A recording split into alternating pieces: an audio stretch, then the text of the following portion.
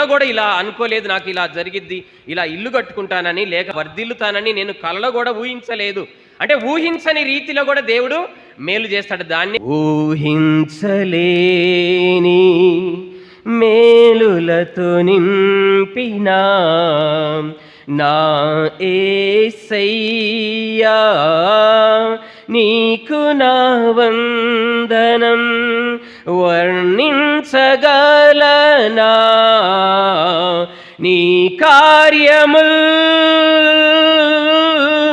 వివరించగలనా నీ మేలులతో నా హృదయం తృప్తిపరచినావు. రక్షణ పాత్ర కూర్చి నిన్ను స్తుతింతు. రక్షణ పాత్ర కూర్చి ఊహించలేని మేలును బట్టి